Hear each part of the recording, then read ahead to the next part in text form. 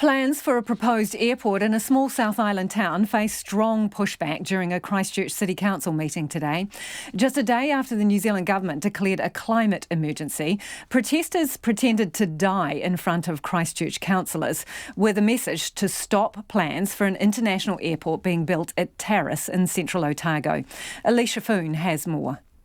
Flat on their backs, with large wooden crosses laid across their chests, climate activists played dead in front of Christchurch City councillors as they joined Tarras residents opposing the proposal for an international airport in the small Central Otago town. The council and Christchurch Airport accused of hypocrisy on their commitments to lower carbon emissions. I'm ashamed to live under a council who freely calls climate activists inspiring and then turns around and does something so objectively opposed to our mission. But declaration of a climate emergency means nothing if you are not willing to act by it. That's Kira Foley from Schools Strike for Climate Change, one of 4 opposition groups who spoke during the City Council's Finance and Performance Committee meeting today.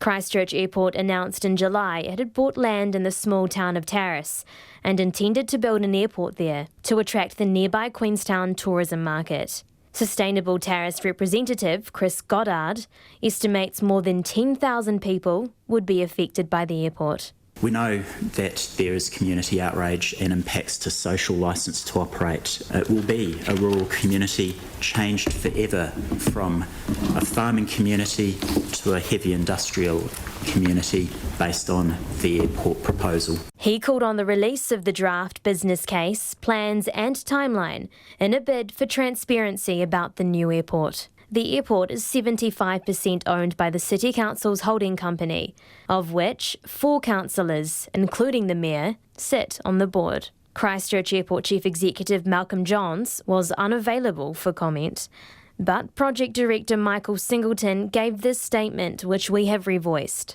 Climate change plays a major role in our decision-making at Christchurch Airport, and in the Tarras project we are exploring. How to best deliver future air services to the South Island in a sustainable, low-carbon way is a complex issue and one we need to develop solutions for. We are openly sharing information with the community and have so far met with more than 100 people in and around Tarras about our project. He says Tarras Airport is expected to be operational within 15 years and would cost hundreds of millions to build. Christchurch City Council has set itself the target of becoming carbon neutral by 2030, with City Councillors Tim Scandrett saying they'll be taking everything from today into account.